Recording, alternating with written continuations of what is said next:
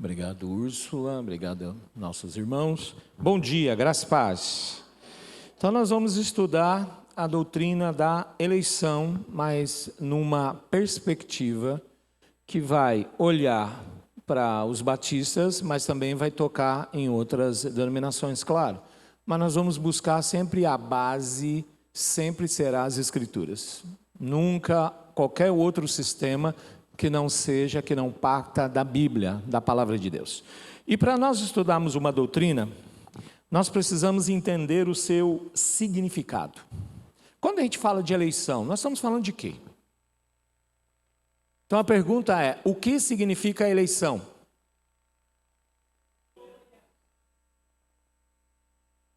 Então, são essas perguntas que nós temos que fazer. O que significa eleição? De que forma ela foi feita? De que forma ela foi feita? Qual é o seu alcance? Essas três coisas vão nos direcionar nesses 2 domingos. Olha, o que significa eleição, de que forma ela foi feita e qual é o seu alcance. E existem 3 tendências no pensamento teológico, 3 tendências, ou 3 perspectivas, 3 olhares em relação à doutrina da eleição. E todas as 3 têm um pano de fundo. Ou seja, assim como esse quadro está aqui, também existe nessas 3 perspectivas um pano de fundo, que é uma tensão que existe entre aquilo que parece oposto, que é a soberania de Deus e a liberdade de consciência e ação para o uso pleno da razão pelo ser humano. Porque convencionou-se dizer e afirma-se que, desde que Deus é soberano, ao homem não cabe nenhuma escolha. O homem perde totalmente a sua capacidade de escolha. Porque se o homem escolher, Deus não é soberano. Perceberam que existe uma tensão? Perceberam pela minha voz, né? A tensão que existe. Então, existe uma tensão há centenas de anos, justamente discutindo este pano de fundo. Então, as 3 tendências que eu vou apresentar têm como pano de fundo a tensão entre a soberania de Deus, mas também entre a soberania de Deus e a liberdade de consciência e ação para o uso pleno da razão pelo ser humano. Pergunta, quais são essas tendências ou perspectivas, esses olhares teológicos que nós temos? O primeiro é este daqui, queridos, que é a tendência, a perspectiva chamada perspectiva calvinista. Ainda que esteja muito, mas muito resumido do resumo, é só para trazer essa perspectiva inicial. Então, o que diz a tendência calvinista? A tendência calvinista olha a perspectiva do alto, de cima, porque ela foca na soberania de Deus. E se ela foca na soberania de Deus, a perspectiva calvinista, ela nega toda a possibilidade de liberdade, de consciência e de livre escolha humana. Então, para o calvinista ou para o calvinismo, desde que Deus é soberano, então não existe nenhuma possibilidade, nenhuma liberdade, nenhuma consciência, não existe livre escolha humano. Tudo já está determinado por Deus. E aí nós temos os extremos desse movimento, que vai dizer, inclusive, que Deus decretou todas as coisas, inclusive o pecado, e Ele é o autor do pecado. Qual é a segunda perspectiva? Mas antes de falar da perspectiva, deixa eu apresentar a visão de eleição. Então, como é que o calvinista vê a eleição? Então, o calvinista pensa a eleição da seguinte maneira. A eleição foi um ato de Deus. Vocês podem até participar, fazendo a leitura comigo. Vamos lá? A eleição foi um ato de Deus antes da criação, no ato, Ele escolheu as pessoas para serem salvas, não por nenhum mérito visto nelas de antemão, mas somente pela sua boa e soberana decisão. Então a eleição, essa é a perspectiva calvinista. Deus escolheu antes da criação do mundo, e aí você vai pensar em Efésios 1:4. Efésios 1:4 diz assim: Ele nos escolheu. Ele nos escolheu. E você diz, bom, então a eleição é a perspectiva calvinista. Nós vamos trabalhar depois Efésios, gramaticalmente, para poder explicar. Mas até esse ponto vocês estão entendendo que nós temos uma perspectiva. Qual é a segunda perspectiva? Nós temos a chamada perspectiva ou tendência arminiana. Esses nomes, vocês sabem, primeiro vem de Calvino, e depois também vem de Armínio. Então, os dois movimentos tomaram o nome dos seus líderes, ou de quem encampou essas duas discussões, isso há alguns séculos atrás, e essa discussão vem até os dias de hoje, em 2025. Então, aí é Armínio, da onde se cunhou o termo os arminianos. Porém, uma coisa que talvez você não saiba é que Armínio pertencia à Igreja Reformada Holandesa.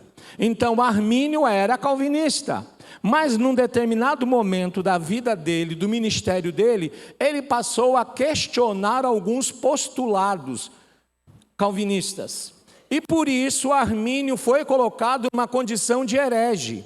E aí todo mundo pensa no arminiano como alguém contrário às Escrituras. E isso é falso, essa ideia, irmãos. Aquilo que é vendido como todo arminiano é herege, Armínio era herege. O primeiro sermão de Armínio, bom, o nome dele era Jacob Arminius. Então, o Armínio, o primeiro sermão que ele pregou um sermão mais calvinista que até os calvinistas arrepiariam de ouvir. E ele pregou em Romanos. E o que ele disse naquele primeiro sermão, tempos depois, o próprio Armínio, ele muda a visão dele. Então, eu não estou aqui nem para dizer que é arminiano, nem calvinista, mas apresentar a perspectiva de cada um, já que os irmãos precisam entender como cada um vê a questão da eleição e como isso nos influencia. Muito bem. Essa tendência arminiana vê a eleição como? Vê a eleição desse jeito. Você também participa agora, lendo comigo, por favor. Para a salvação de todo aquele que crê. Até esse ponto, você discorda disso? Você discordou daquela visão calvinista? Não precisa dizer não, é só quanto à eleição, que Deus fez uma escolha soberana antes da criação do mundo. Você concorda com aquela? Você concorda com essa? É só para você despertar. Vamos continuar? Assim, o poder efetivo que salva o homem é todo de Deus. Porém, o homem recebe a salvação pela fé somente. Pela fé somente. Essa é a perspectiva. Tanto que nós vamos tratar a partir do domingo que vem os 5 solas da reforma. Dia 31 agora, outubro, reforma, aniversário da chamada reforma protestante. Você sabe que o R de reforma tem outros R's também, que depende da visão do historiador, depende da posição do historiador e da visão do historiador. O historiador calvinista diz que é reforma. Não só calvinista, o reformado então vem dessa ideia de reforma. Outros historiadores pegam aquele R e dizem que não foi uma reforma, foi uma revolta. E aí nós temos pelo menos 4 perspectivas. Mas a ideia principal nesta manhã é trazer para vocês essas duas tendências. Então, só para explicar essa tendência aqui, o pecador condenado, porque o salário do pecado é a morte. Então, o pecador condenado receber pela fé a salvação que Cristo comprou na cruz, não é obra por parte do homem. Não é obra. Ele está recebendo pela fé. A Bíblia demonstra que homens e mulheres são convocados a fazer escolhas morais, são convocados a amar, são convocados a obedecer a Deus, são convocados a crer no Evangelho e receber a Cristo. Então, o que nós estamos? Qual posição que nós estamos? Qual é a perspectiva, o recorte que o Ministério de Ensino pensou? Numa perspectiva agora para a nossa denominação. Como é que nós vamos entender? Então, o que nós estamos dizendo e propondo em defesa de uma soteriologia equilibrada. O que é uma soteriologia? Soteriologia é a doutrina da salvação. E por que ela precisa estar equilibrada? Porque quando ela vai para os extremos, nós temos problemas dos dois lados, nas duas tendências anteriores. Então nós vamos buscar aqui uma perspectiva e uma posição que nós consideramos equilibrada. Nenhum desses dois grupos consideraria equilibrada. Diríamos que nós estaríamos fora do equilíbrio, que nós é que estamos sendo extremistas, para deixar muito claro aqui. Então, quando eu falo de uma posição batista, ontem até conversava com o pastor Alisson, e a ideia de uma posição batista não é defender denominação. Na verdade, seria melhor se eu dissesse uma posição bíblica. Não é? Então, a posição bíblica, ou a posição também que os batistas procuram, porque os batistas defendem, como esses grupos também defendem, a palavra como única regra de fé e de prática. Então, o que nós buscamos aqui? Um posicionamento equilibrado entre essas duas vertentes. O que é posicionamento equilibrado? Nós não vamos assumir um compromisso cego com ambos os sistemas. Um compromisso cego dizendo, não, é isso mesmo e acabou, eu defendo isso, não importa as evidências. Então, nem com um sistema, nem com o outro, porque são sistemas soteriológicos. O que é um sistema soteriológico? É que é uma perspectiva humana sobre a salvação de Deus. Então, é um entendimento que se tem sobre a salvação. E muitas vezes o que fica confuso é que as pessoas acham que a perspectiva humana, a forma de entender é só aquela, que não existe outra alternativa, que não pode ser dado ouvidos a mais nada, que é só aquilo, porque alguém que tinha um grande ou interesse em estudar, ou tinha capacidade para estudar, ele determinou que é assim, e assim foi feito. Por isso, nós vamos nos manter livres para transitar entre as posições, dizendo assim, naquilo que elas caminharem de acordo com as Escrituras, nós vamos caminhar juntos. Naquilo que eles se apartam tranquilamente, sabe? Quando eles se apartam das Escrituras, nós também nos afastamos deles. Deles que eu falo da posição e não das pessoas. Está claro? Estou falando das posições. Então, nós vamos caminhar quando todos estiverem caminhando com a Bíblia. Mas vamos nos afastar quando a posição afasta-se também da Bíblia e recorre a outros meios para poder defender o seu ponto de vista. Muito bem. O que os batistas creem? O que os batistas defendem? Vamos lá, vocês são batistas. O que vocês creem? O que vocês defendem sobre a eleição? Vamos lá, vamos ouvi-los.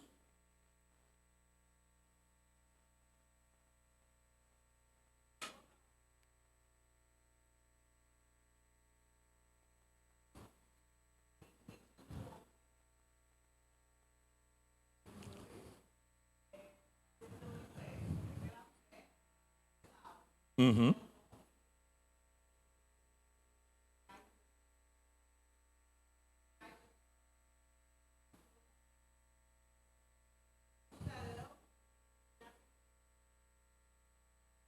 Mas quem?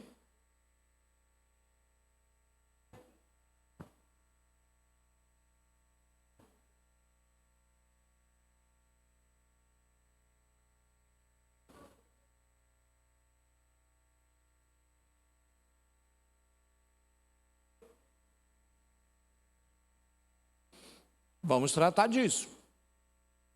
Esse é o nosso... o estudo justamente vai tocar nessas pontas. Eleição, segundo a visão batista. Pois não, irmão? Irmãos, eu vou dar aqui uma posição que depois precisa ser avaliada. Nos últimos estudos que eu tenho feito, o termo eleição não estaria ligado necessariamente à salvação.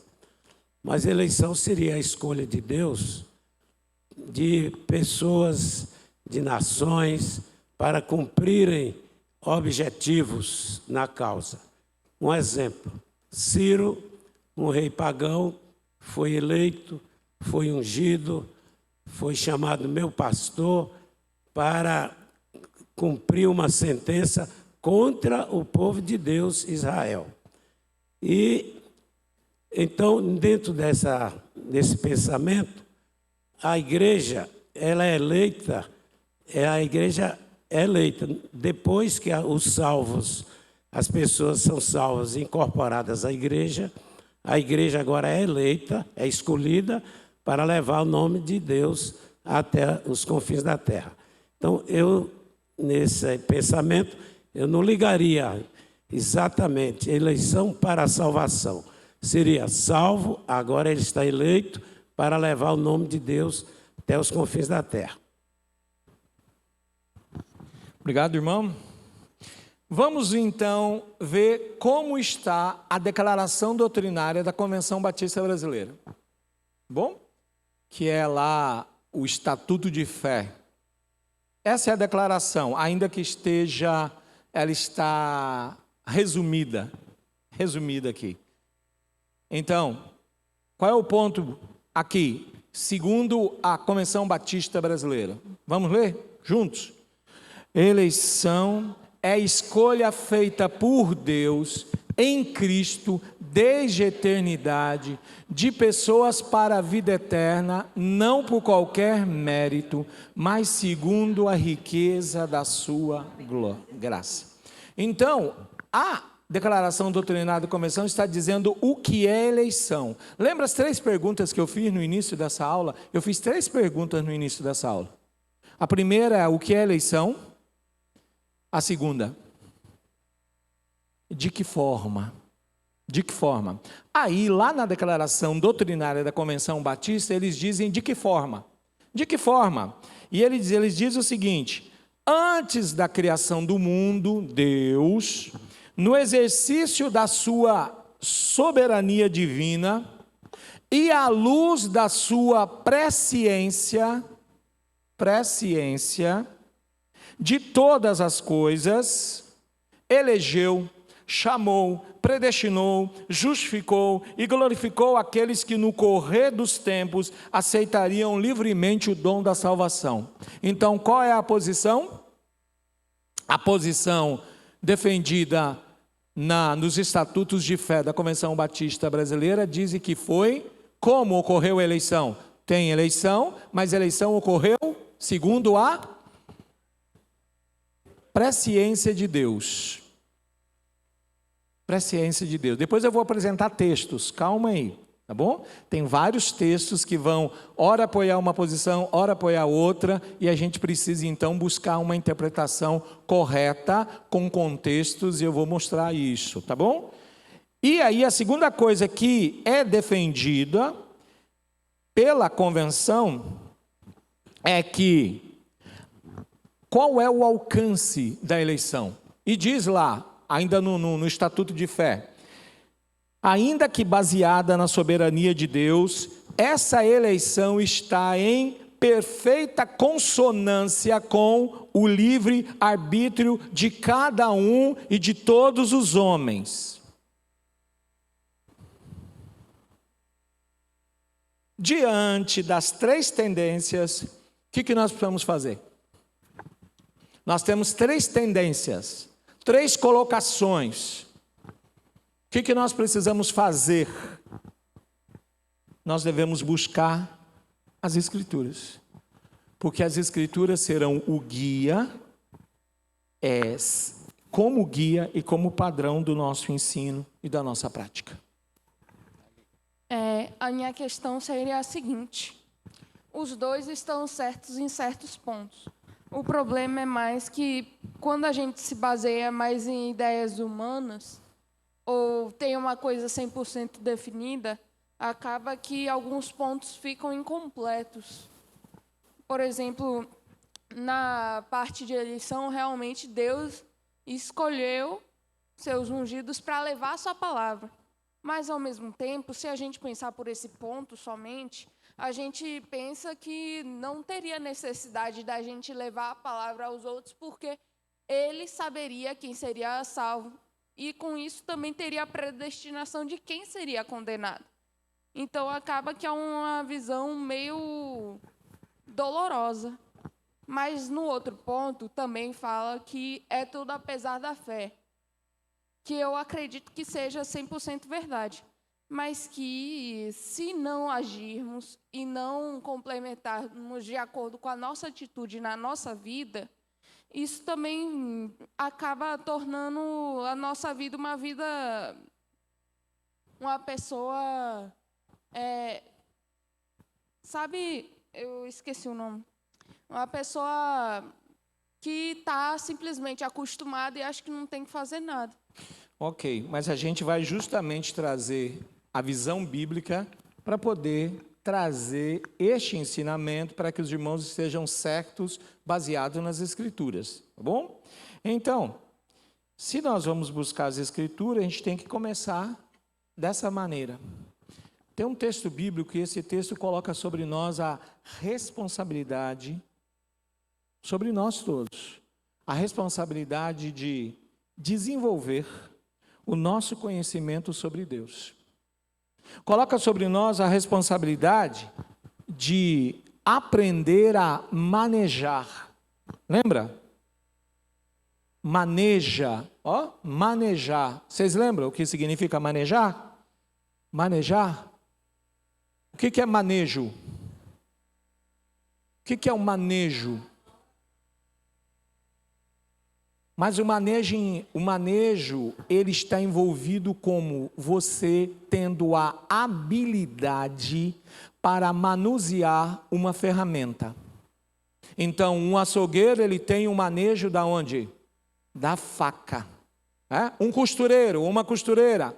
Primeiro tem um manejo, se ela faz um corte, ela tem um manejo da tesoura. Então, saber usar o instrumento com habilidade é manejar. E aqui está dizendo que, vamos ler juntos? Procure apresentar-se a Deus aprovado, como obreiro que não tem de que se envergonhar, que maneja bem a palavra da verdade. Bom, manejar aqui literalmente, pegando essa ideia do açougueiro ou da costureira, o termo significa literalmente cortar reto. Então, o que nós precisamos fazer é cortar reto a palavra da verdade. Ou seja, abrindo as Escrituras, precisamos abri-la de uma forma correta. Porque se nós não fizermos isso, todo o ensino que segue a prática, ele vai seguir da forma que as Escrituras foram abertas e cortadas, literalmente, na hora de se entregar para as pessoas. Eu quero dizer que quando você parte de uma base errada, não tem como consertar pelo caminho. Você precisa voltar e corrigir o ponto de partida. Correto até aqui? Por quê, irmãos? Deus não é Deus de confusão, não é isso que a Bíblia diz? Deus não é Deus de confusão. Portanto, a palavra de Deus não é confusa. Então, onde estão os confusos? Aqui, aí, acolá. Nós estamos aqui. Nós que às vezes somos confusos. E eu digo isso no geral, determinados assuntos. Então, o que o nosso estudo envolve? Se nós estamos falando de eleição, nós estamos falando da vontade de Deus. E o nosso estudo envolve a vontade de Deus. E por isso, nós temos que entender que Deus tem duas vontades, segundo a palavra dele. Pergunta, quais são as duas vontades de Deus? E não é permissiva. Por favor, não me venha com essa palavra, tire isso do seu vocabulário. Ah, vontade permissiva de Deus. Deus tem duas vontades. Quais são elas? Não é permissiva uma delas. Já está descartado. Quais são as duas? Hã?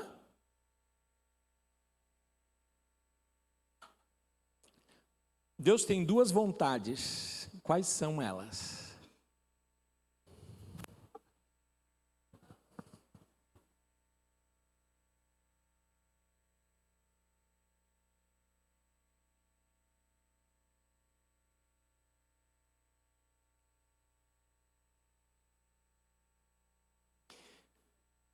Um texto clássico é Deuteronômio 29, 29. Deuteronômio 29, 29 diz assim, você pode ler comigo? Aqui está na versão NVT, tá bom? Diz lá, o Senhor, nosso Deus, tem segredos que ninguém conhece. Não seremos responsabilizados por eles, mas nós e nossos filhos somos responsáveis para sempre, por tudo que Ele nos revelou. Para quê? Propósito objetivo, para que obedeçamos a todos os termos dessa lei. Segundo esse versículo, quais são as duas vontades de Deus?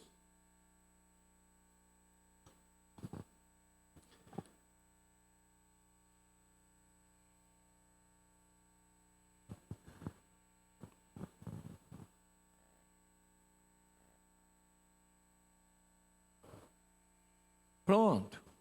Então nós temos duas vontades aí. Nós temos uma vontade que foi revelada. E nós temos uma vontade que, porém, foi decidida. E aí que causa confusão, porque a gente usa alguns termos que parecem um termo que pertence a uma daquelas tendências. É o termo que eu estou usando aqui. Porque vai dizer, vontade decretada, pastor é calvinista. Porque fala de decretos. Quando eu uso a palavra decretada, Deus não improvisa, irmãos. Aquilo que é o plano de Deus, não foi decidido agora, antes de começar a EBD. Não foi decidido depois que a gente faz alguma coisa. Já é uma decisão eterna de Deus. E Deus vê todas as coisas, toda a eternidade, como se fosse um momento agora. O que eu estou querendo dizer aqui envolve a soberania de Deus e a providência de Deus. O que é providência? É tudo aquilo que Deus fez para que a vontade dele se cumpra. É aquilo que Deus decidiu. Entendido? O que é decretado? Essa vontade, ela foi decidida. Inclusive a que foi revelada. E tem a vontade revelada. Aqui vai envolver o senhorio de Deus. Você vê que diz para que você cumpra toda a lei aqui. Ainda que estivesse falando ao povo de Israel, Moisés falando ao povo de Israel, em Deuteronômio 29, 29, nós podemos entender que o senhorio de Deus, ele se manifesta através de mandamentos e princípios espirituais que vêm das Escrituras.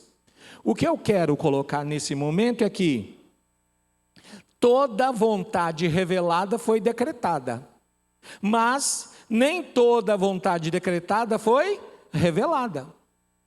Tem coisas que Deus decidiu e Ele não revelou. Deus revelou tudo aquilo que nós precisamos saber a respeito de Deus, a respeito da sua salvação, a respeito do seu plano. Mas o texto é muito claro. Tem coisas que pertencem somente a Deus. Se vai ser nos dado, revelado um dia, talvez. Talvez. Muita coisa nós saberemos, com toda certeza. Talvez saberemos tudo. Louvado seja o nome do Senhor por isso. Agora, nós temos dificuldades e nós ficamos confusos quando nós tiramos da palavra de Deus 3 coisas. O que seriam? O poder da palavra, a clareza da palavra e a suficiência dela. Então, poder, clareza e suficiência. Por quê? Porque muito dessas tendências, eles batem com as Escrituras. E por mais que as Escrituras estejam tão claras, as pessoas vão dizer, mas fulano de tal, o doutor, o mestre disse isso, mas a Bíblia está dizendo isso. Então, quando eu dou mais valor àquilo que foi dito, mesmo que seja um sistema teológico complexo, e estou colocando de lado as Escrituras, que diz exatamente o contrário, eu estou tirando das Escrituras o poder, a clareza e a suficiência dela. De que forma nós podemos fazer isso?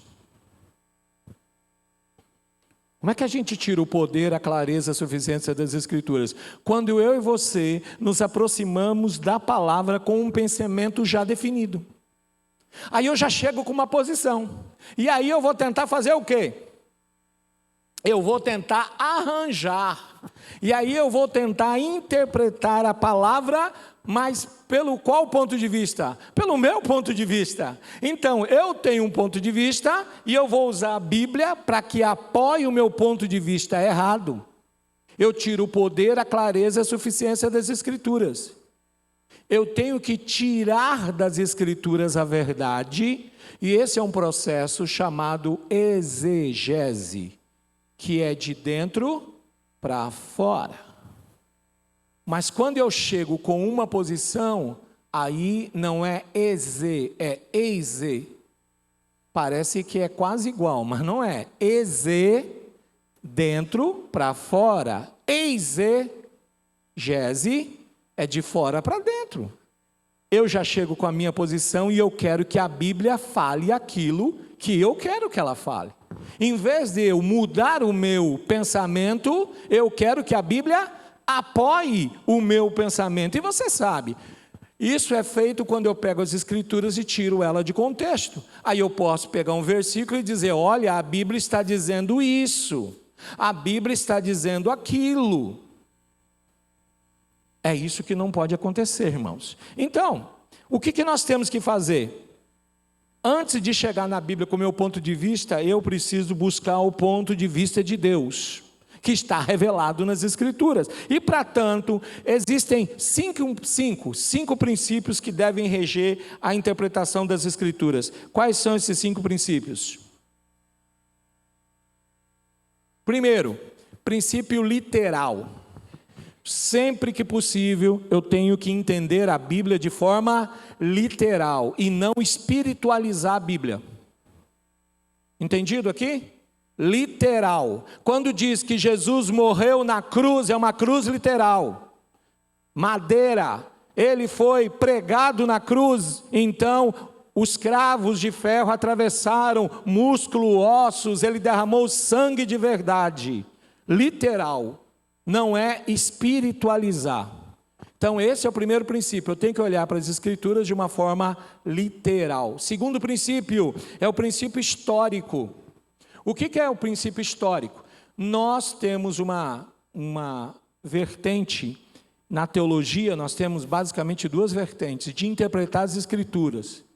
Então nós utilizamos o método histórico-gramatical. Nós olhamos para a gramática, nós olhamos para o contexto histórico. Então, cada livro tem um contexto histórico. E se a gente não aprender o contexto histórico, a gente acaba trazendo doutrinas e entendendo aquilo que não deveríamos entender. Então, é histórico. Qual é o pano de fundo? O que estava acontecendo? Por que foi escrito? Para quem foi escrito? Eu poderia perguntar para vocês, para quem Efésios foi escrito? Você diz, olha, para a igreja de Éfeso. Mas quem compunha a igreja de Éfeso? Você vai dizer, os efésios. Mas quem eram os efésios? Eles eram compostos de quais povos? De quais povos? Quais povos compunham a igreja de Éfeso? Você sabe? Judeus e gentios. E a carta fala sobre isso. Se você lá, está escrito lá. Ele derrubou a parede de separação que havia entre os dois povos, fazendo dos dois um só. Estou dando uma dica, contexto histórico, para quando a gente for trabalhar a gramática de Efésios, se Deus permitir, a gente consiga explicar para os irmãos. Princípio gramatical. Então a gente utiliza a gramática. Nós não podemos ofender a gramática, irmãos. Se uma palavra, eu não posso, ainda que algumas traduções, nós temos traduções no português e paráfrases. Paráfrases não são traduções diretas do texto. Então, quando eu pego uma tradução e uma tradução de 60, 70, 80 anos atrás, alguém escolheu uma palavra, eu não posso me agarrar a essa palavra dizendo só essa palavra é e me traz o entendimento. Não. Por exemplo, eu trabalho com uma perspectiva, tem uma palavra no hebraico chamada resed. Resed. Resed. Resed é misericórdia. Quando você encontrar misericórdia no Antigo Testamento, é resed. Só que resed também é fidelidade. Resed também é lealdade. Olha só. Resed também é amor. E aí? Os irmãos percebem? Tudo depende do contexto onde ele está sendo apresentado. Tem o princípio contextual, ou seja, eu preciso olhar os versículos que vieram antes, os que vêm depois, para poder então não isolar um texto para poder defender uma doutrina. E infelizmente acontece muito sobre a eleição. Textos são isolados do livro todo, da Bíblia, para dar mais peso para essa ou para aquela posição. E por fim, o princípio prático, que é a aplicação daquela doutrina na nossa vida. Como é que a gente vive essa doutrina no dia a dia? Então, tudo isso precisa pensar. Então, irmãos, vamos imaginar Feira de Santana. Feira de Santana tem pelo menos, desde a sua formação, hoje tem mais, mas tem 4 grandes avenidas que se tocam. Quais são as 4 grandes avenidas que se tocam? Elas estão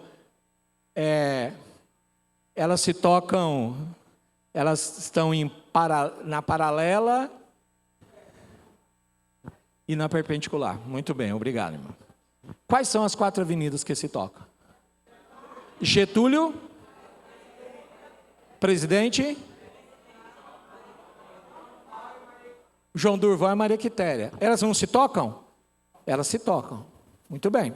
Fora dessas 4 avenidas nós temos centenas de ruas. Na teologia nós temos o mesmo quadro. Nós temos as ruas transversais da doutrina e nós temos a avenida principal. Então eu vou, antes de entrar nas transversais, a gente vai seguir pela avenida principal. Assim. Tá bom?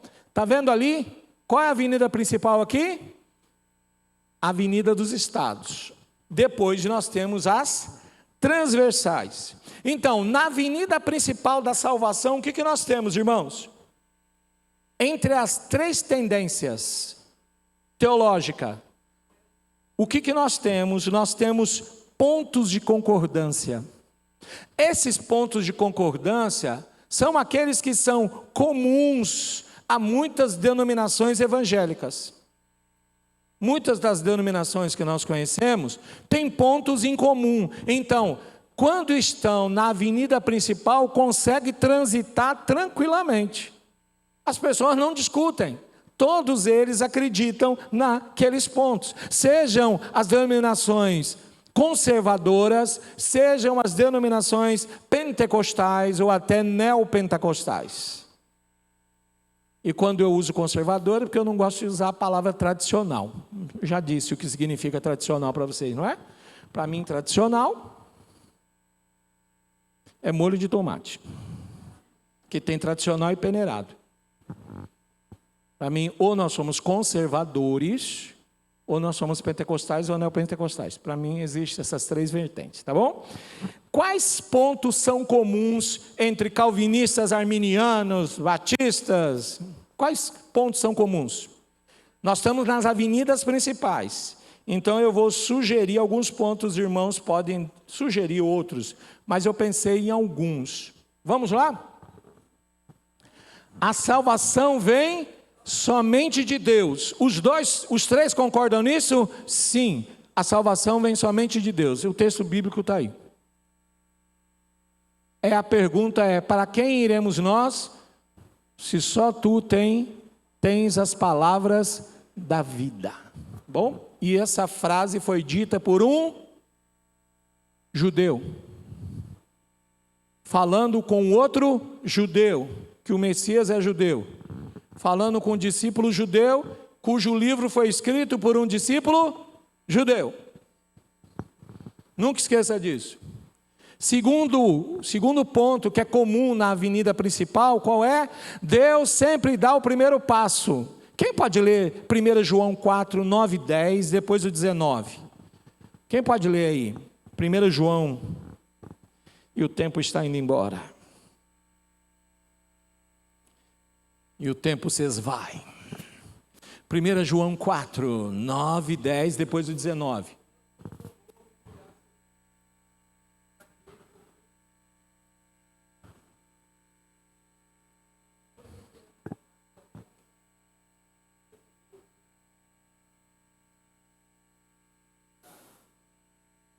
O 19 agora? Então Deus sempre dá o primeiro passo. Todo mundo concorda com isso? Deus sempre dá o primeiro passo? Bom, Ele nos amou antes de nós amarmos a Ele. Terceiro ponto que é comum: a salvação é somente pela graça. Efésios 2, 8 e 9. Pela graça sois salvos por meio da fé. E isso não vem de vós, O que é o dom de Deus? O que é o dom de Deus? O que é o dom de Deus? Muitos vão apostar que é a fé.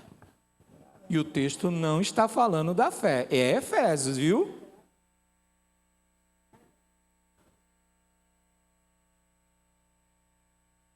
Isso não vem de vós, é dom de Deus. Vamos colocar uma outra posição que os irmãos talvez vão dizer. Irmãos, a eleição é bíblica. Repita comigo. A eleição é bíblica. Você diz, não acredito. Está na Bíblia. Agora, a questão é como nós entendemos ela. Esse é o problema. Que cada um quer entender do seu jeito. Eleição para mim é isso. Aí você deve saber, mas talvez você se surpreenda se eu te disser que essa visão da onde ela partiu.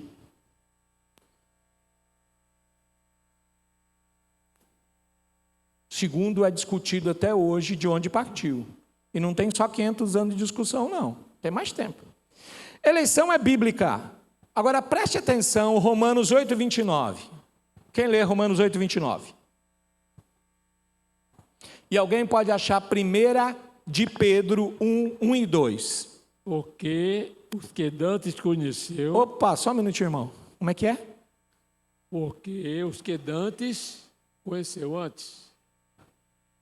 Está falando de um conhecimento prévio? É. Só isso. Continue lendo. Também os predestinou para serem conformes à imagem de seu Filho, a fim de que ele seja o primogênito entre muitos irmãos. Muito bem, obrigado, irmão. 1 de Pedro 1, 1 e 2. Preste atenção. Antes de ler, para quem a carta de Pedro foi enviada? Você sabe? Para quem Pedro enviou a carta dele? Preste atenção na leitura que você descobre.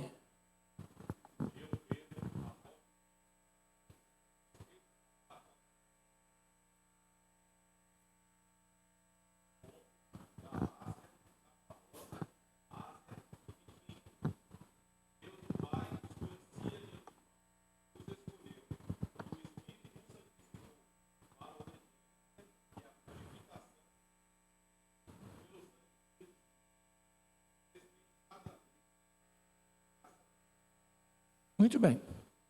Quem vivia nesses lugares? Alguém tem uma outra versão? Tem uma palavrinha aí. Não, antes. Vê se aparece a palavra dispersão no texto de vocês. O que é a dispersão? Dispersão é um evento histórico. Quem é que foi disperso? Hã?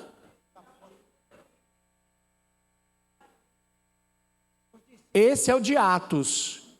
Quando Pedro se refere, ele se refere a pontos específicos. A grande dispersão foi a dispersão da comunidade judaica. É a comunidade judaica aí. É deles que ele está falando. Só que dentro das comunidades judaicas, onde se estabeleceram igrejas locais, também tinha gentios. Mas principalmente, lembra, Pedro foi apóstolo direcionado para onde? Para tratar com quem? Com os judeus, principalmente os da dispersão. Ok? Paulo foi direcionado depois para os gentios. E ele fala isso nas suas cartas. Só para deixar isso claro. Lembra, isso é contexto histórico. Pronto, alguns já estão dizendo, não, aqui não aceito isso não. Meu irmão, é contexto histórico, aí nós precisamos estudar mais profundamente a carta. Mas se você notou, a eleição é bíblica. Agora a gente precisa entender o que é eleição. Segundo posicionamento, ou terceiro, quarto, quinto, Deus não é injusto, correto? Deus não é injusto. Romanos 9,14. Romanos 9,14.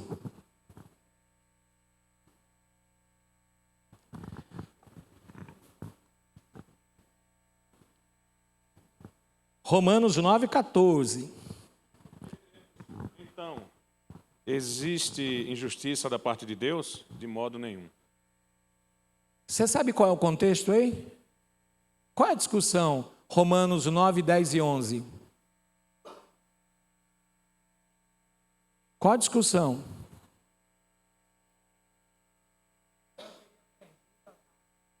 Você sabe como que vai tratar? Eu já vou mostrar o texto bíblico. Paulo pergunta, num desses 3 capítulos, 9, 10 e 11, assim, Deus desprezou o seu povo? Que povo que ele está falando ali? Que povo que ele está falando? Os judeus. 9, 10 e 11 fala de 2 oliveiras. A oliveira brava e a oliveira boa. Quem é a oliveira boa? Quem é a oliveira brava? Segundo Romanos 9, 10 e 11. Então são essas coisas que nós temos que nos perguntar, irmãos, para não isolar o texto. Mas, vamos completar aqui a avenida? E pode ter outras coisas que são pontos aí de contato, de concordância. O evangelho é o poder para a salvação, sim ou não?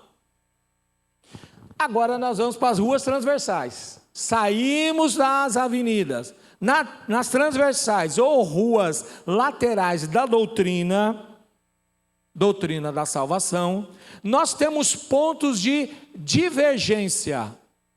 Ali nós tínhamos pontos de concordância ou convergência. Aqui nós temos pontos de divergência. É quando nós nos separamos, quando nós entramos nessas ruas laterais. Aí cada denominação tem o seu ponto que defende. Alguns defendem até a morte aquele ponto. E por causa disso, muitas pessoas acabam morrendo realmente espiritualmente por causa disso. Por não observar todo o contexto da palavra de Deus. Então, essas divergências, só para deixar claro, estão entre igrejas conservadoras, conservadores e conservadores, conservadores e pentecostais, e entre pentecostais e pentecostais, e pentecostais e neopentecostais, entre conservadores e neopentecostais. Deu para entender, né? Muito bem. Quais são esses pontos de divergência? Então eu vou fazer perguntas, vou apresentar perguntas, ponto de divergências. Primeira, O que traz salvação para a humanidade? Ou o que trouxe salvação para a humanidade? O amor de Deus ou a escolha soberana de Deus pelo prazer da sua vontade?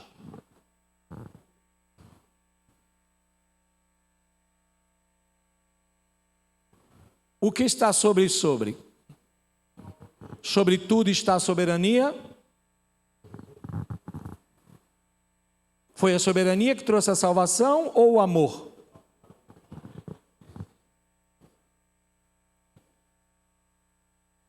Muitas pessoas vão dizer que é a soberania e não o amor.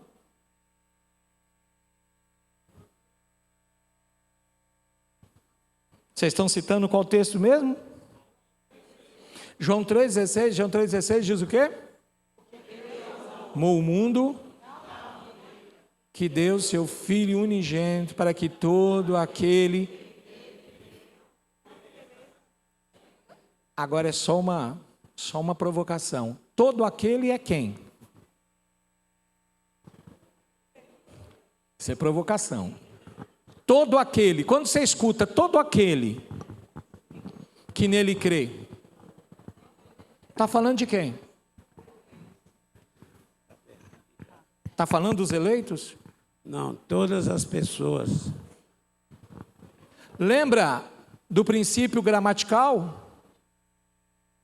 Aí eu vou ter que lutar muito contra a gramática, contra o texto, revelado por Deus, para poder fazer o quê?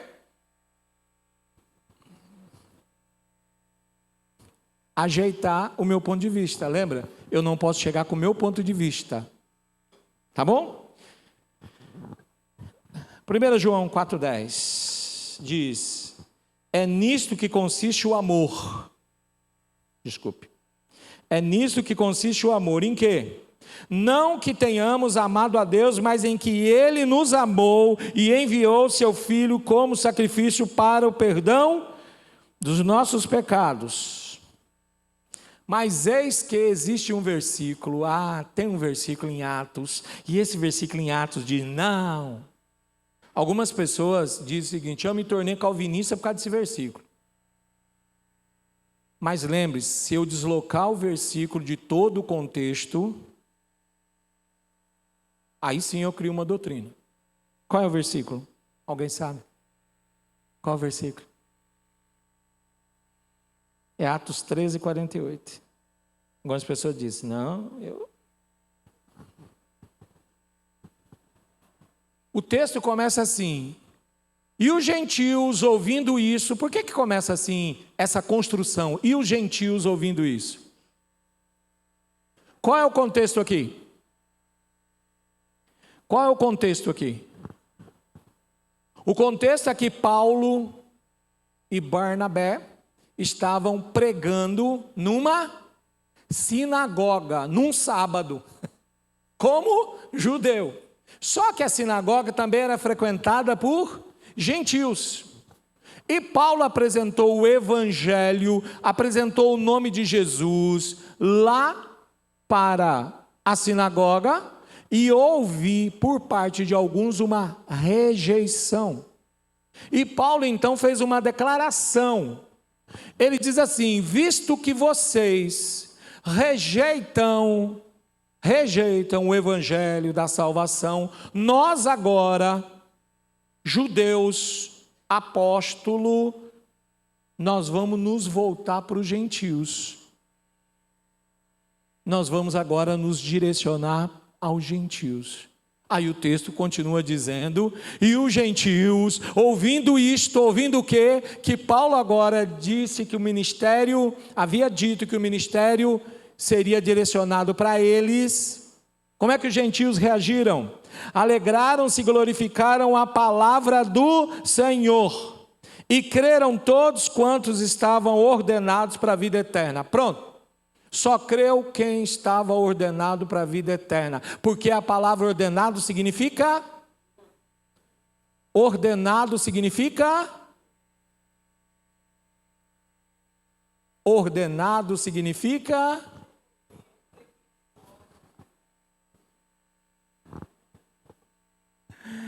Teve um tempo nesse país que o pagamento das pessoas era chamado de... Quem lembra disso? Você recebia ordenado, você não recebia salário. Você recebia ordenado. Lembra? Você recebeu seu ordenado nesse mês? Sim.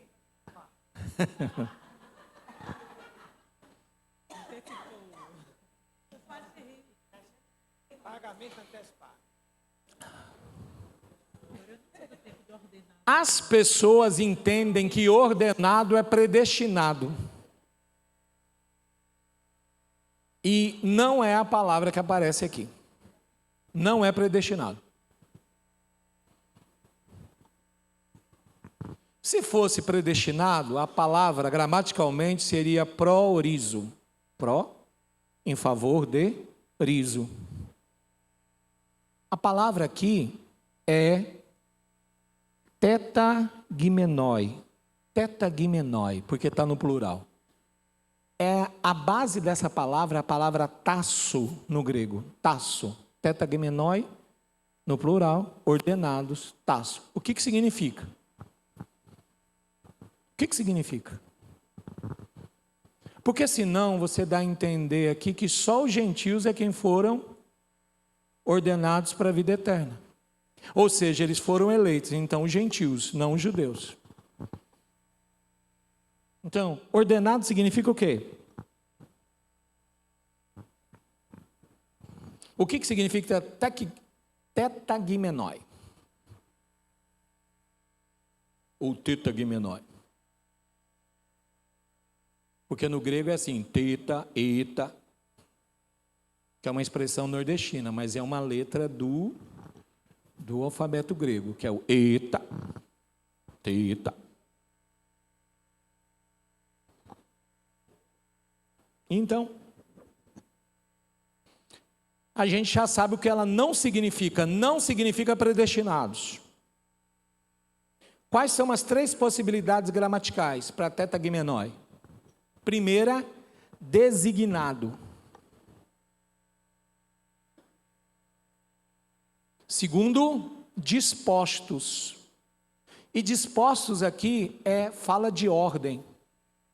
Você pegar alguém e colocar em ordem, em disposição, para a vida eterna. E o terceiro é desejosos.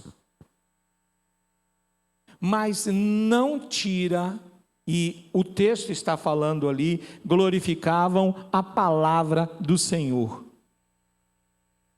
Não tira a influência sobre os gentios em relação à vida eterna e a necessidade de crer no Evangelho.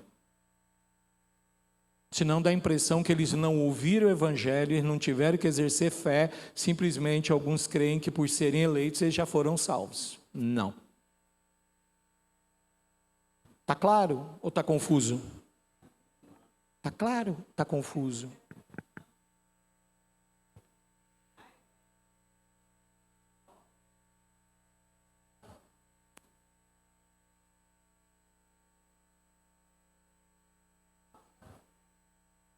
Por isso que a gente precisa ser muito claro aqui, ter esse equilíbrio em relação à palavra de Deus. Eu sei que muitos de vocês nem concordam com aquilo que eu estou falando aqui, mas é bom. É bom que você estude até para ter uma base para fazer uma contestação. Então, a segunda pergunta aqui é: o que traz prazer para Deus? O que traz prazer a Deus?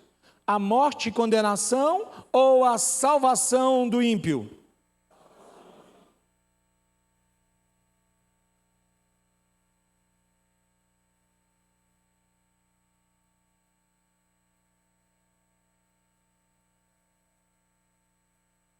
Tem certeza? Base.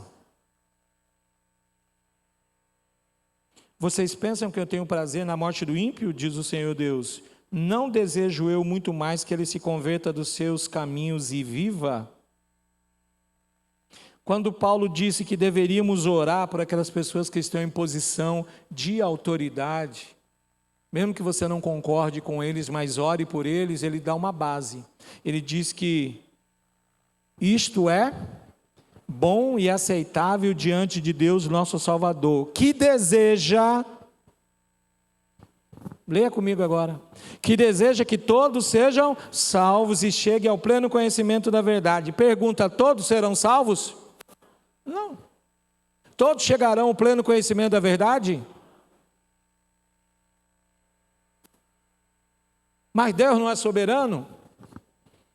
Se Ele é soberano, por que as pessoas não vão chegar?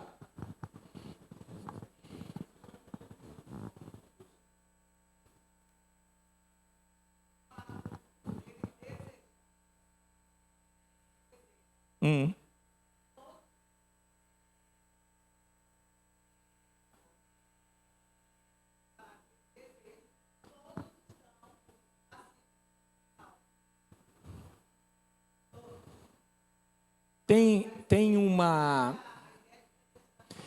uma declaração teológica que diz assim: o sacrifício de Cristo é suficiente para salvar a todos, mas só é eficiente para aqueles que creem. Dá para entender isso? A obra é suficiente para salvar a todos, mas todos serão salvos? Não, porque nem todos creem. Qual é a base? A fé.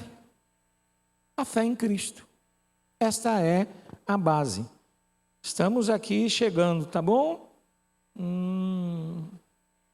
Terceira perguntinha. Jesus morreu por todos os homens ou apenas pelos eleitos?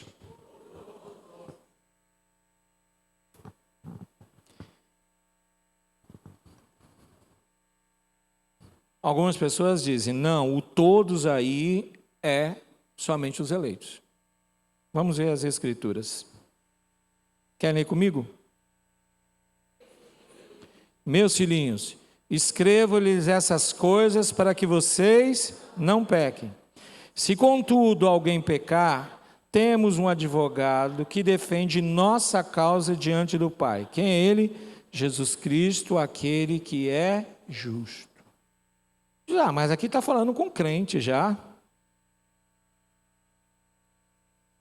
Vamos ler o verso 2 do mesmo texto. Ele mesmo é o sacrifício para o perdão dos nossos pecados, e não apenas dos nossos pecados, mas dos pecados de todo mundo. Aqui tem uma divisão muito clara entre nós e todo mundo. Isso fica claro para os irmãos? Fica claro o texto? Muito bem.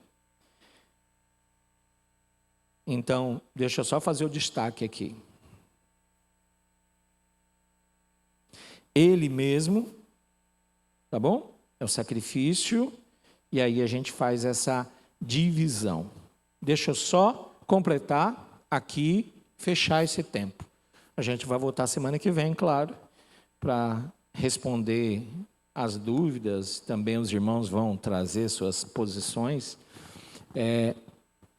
A tentativa aqui é, em pouco tempo, de fazer uma apresentação de um assunto que é muito extenso. Mas, deixa eu contar. Essa ideia de eleição e predestinação, como nós muitas vezes vimos, qual é o antecedente histórico dele? Da onde ela parte? De onde ela parte? Alguém vai dizer, parte das Institutas de Calvino, que é o grande compêndio teológico reformado, as Institutas de Calvino. Eu digo não, você tem que recuar muito mais tempo. Recua onde? Em Agostinho. Agostinho, que é o grande teólogo do que nós chamamos da Igreja Católica, é dele a formulação da eleição, principalmente a dupla predestinação, que diz que Deus escolheu uns para a salvação e uns para a perdição, e não tem como trocar isso. Quem foi escolhido para a perdição, não adianta querer, desejar, buscar, que não tem oportunidade para ele. Ele não vai mudar a situação. e que Deus escolheu alguns para a salvação. Essa dupla predestinação, ela parte de Agostinho. Mas anterior a Agostinho, de onde ela parte? Não. Tinha 3 seitas judaicas, seitas ou partidos políticos judaicos. Primeiro, todo mundo conhece, os fariseus. Segundo, saduceus. E o terceiro grande partido? Os essênios.